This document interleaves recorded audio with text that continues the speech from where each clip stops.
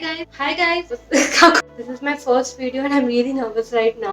Hi guys, welcome to my channel DIY with Pragya. Thanks for watching this video. I hope you guys will like this video. This DIY is very easy to recreate. I made this French tote bag, or you can say the market bag, to reduce the use of plastic in our day-to-day lives, so that you can use this as a market bag while buying grocery or any stuff. If you guys like this video, don't forget to give it a thumbs up and subscribe to my channel. So without further ado, let's get started. The best part about this DIY is you need the minimal supply.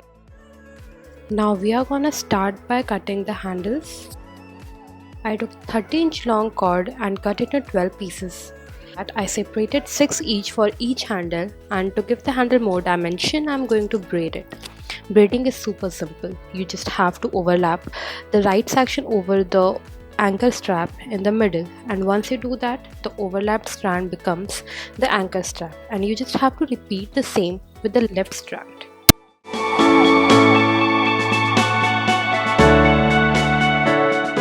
I went ahead and made the handles. Now it's time to make a loop. Since it is a simple DIY, I'm going to knot each strand together. Don't worry, it is quite sturdy. Now we are going to cut 24 strands of 200 centimeters for the body of the bag. I went ahead and cut for both the handles. Now that we have our pieces, we are going to attach our 200 centimeter cord. 12 cords in each handle. We are attaching the cords using Lark's head knot. In Lark's head knot, you just have to fold it in half, and you're going to loop it over the cord and pull the axis through. Don't worry about the knots showing in the handle. Once you do all the 12 knots, it's going to hide. To hold the bag nicely, you have to make the square knots in the first row. Making square knots is easy.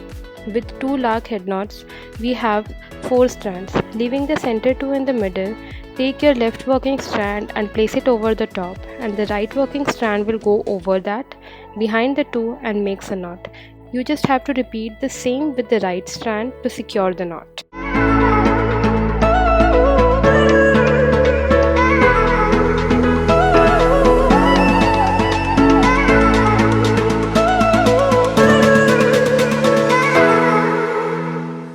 After completing the first row of square knots, we move ahead and make the second.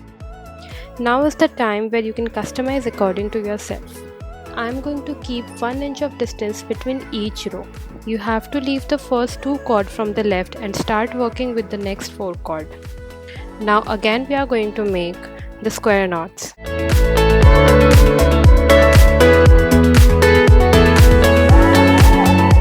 After completing the second row, you will be left with 2 cords on each side. For the third row, you have to repeat the same process, wherein you have to take the left out cords and make the square knots.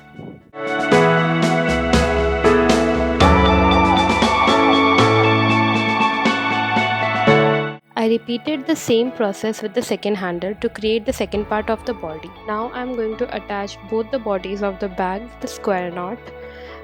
Take 2 cords from each side of the bag and loop it into a square knot. After attaching both the sides of the bag, you have to make the same rows of square knot on both the sides. Once that is done, overlap the bags on each other and close the loop with the square knot.